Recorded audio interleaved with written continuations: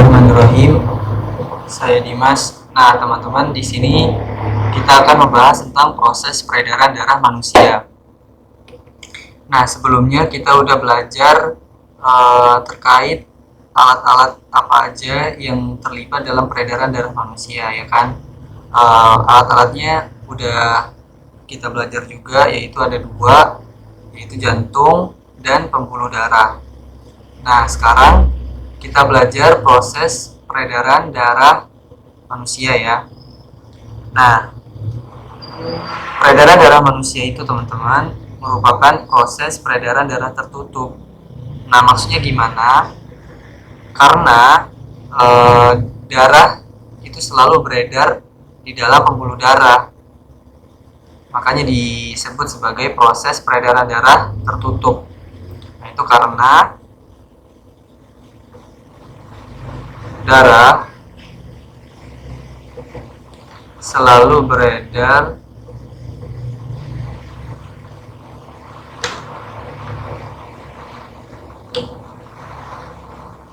di dalam pembuluh darah.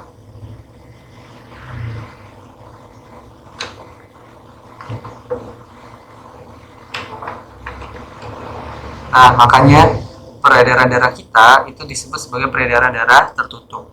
Karena darahnya itu selalu beredar di dalam pembuluh darah, gitu kan.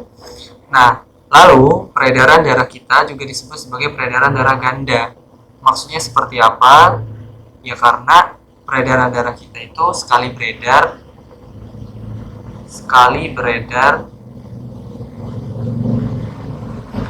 itu darah melintasi jantung 2 kali.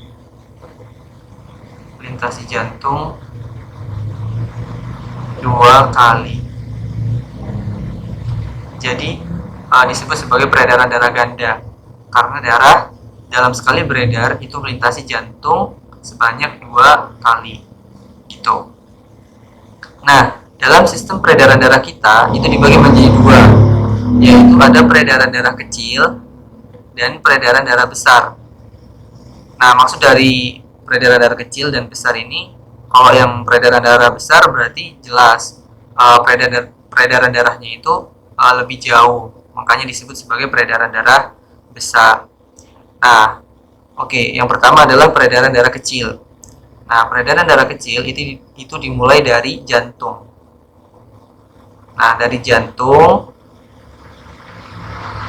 lalu ke paru-paru,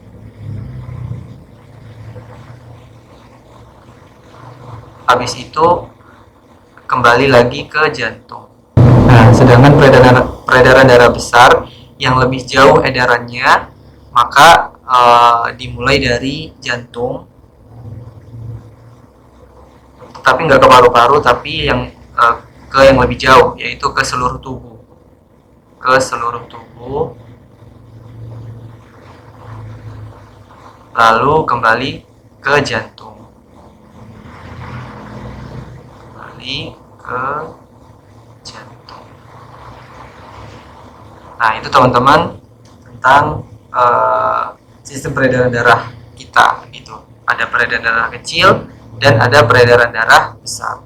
Nah, untuk detailnya kita bahas di video selanjutnya.